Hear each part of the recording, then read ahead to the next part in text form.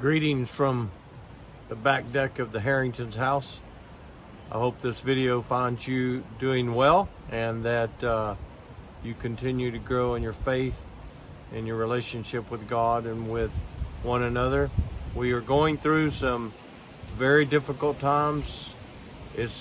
I've not seen anything like this before, and for the past few weeks there's just a passage that God continually reminds me of, and I'm sure you're familiar with it, but it talks in James as people are going through difficulties. He says, "Consider it all joy when you encounter various trials, knowing that the testing of your faith produces endurance, and let endurance have its steadfast work in you."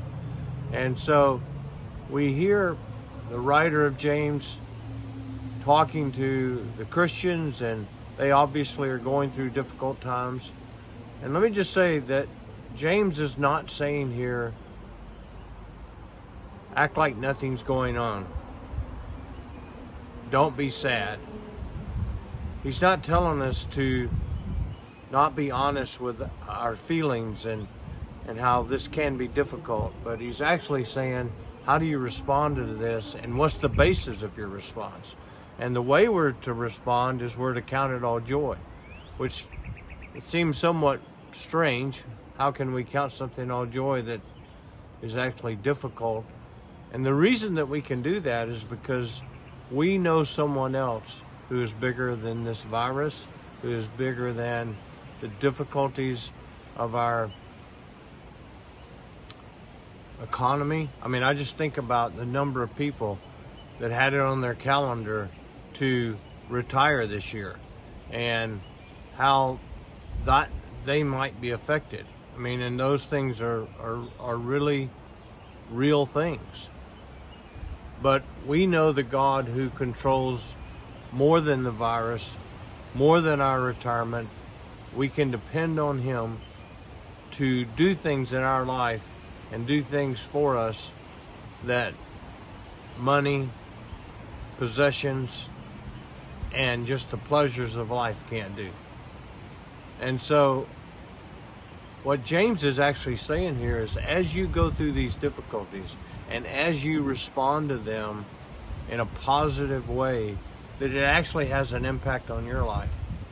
I think this is a great opportunity for Christians to demonstrate to unbelievers that they are the light of the world, that we have a hope that the world doesn't have, that our life doesn't end, that when we die physically, that we have a God who's able to provide for us in ways that we can't even think or imagine.